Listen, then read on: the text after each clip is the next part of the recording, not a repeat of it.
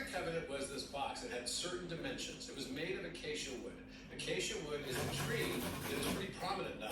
It's just in Aswan and Matthias de Stefano. And we're looking at these islands that are on there, and all the trees there were acacia wood.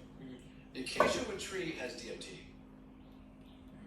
So we start talking about the burning bush. The Pharaoh, Ramses, was like his army was sort of destroyed because they got stuck in the Red Sea, just like in the Season Good to Mill movie, right? What happened? Eventually, a Venus becomes the Ophiuchus, which is the 13th zodiac sign, and it's the serpent bearer.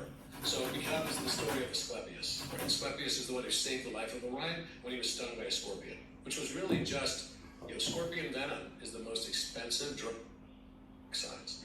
Right? We go from Capricorn to Aquarius, right? And then Aquarius into Pisces, then Pisces into Aries, and Aries into Taurus, and Taurus into Gemini, Gemini into Cancer, and Cancer into Leo, right? And then you go into Virgo and Libra, right? Days of focus strip.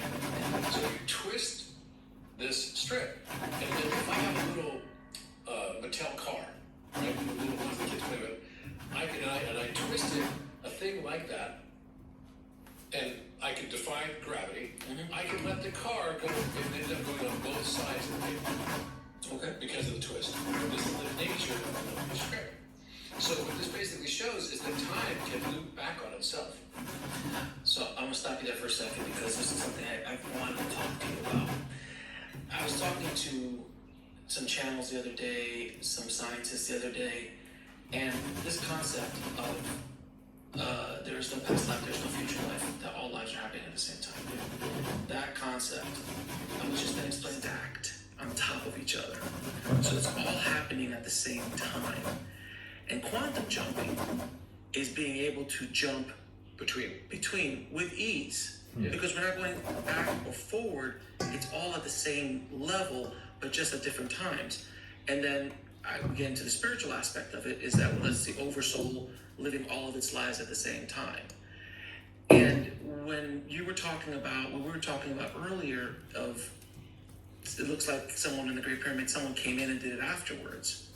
Or we were talking about our future selves, our future selves coming back to talk to us in a way, that's a form of quantum jumping. I talked to someone yesterday who was transported, not vision, not felt like everything to me. I was like, it was pretty mind-blowing. So what are your thoughts on what I'm just talking about, this idea of I've experienced it. So tell me. I experienced it once. Okay. I've always been able to see the future. Okay. Right. When I was 19 years old, I was a Mormon missionary in Korea. Okay. And I'm not Mormon anymore, but I left when I was 30 years old. But I had a dream. In the middle of the night, I woke up my missionary companion. And in my dream, my girlfriend, who was going to BYU at the time, was driving a car. It was a beige Toyota. And she was driving, it was around Christmas time, so she was driving home to Nebraska from Utah.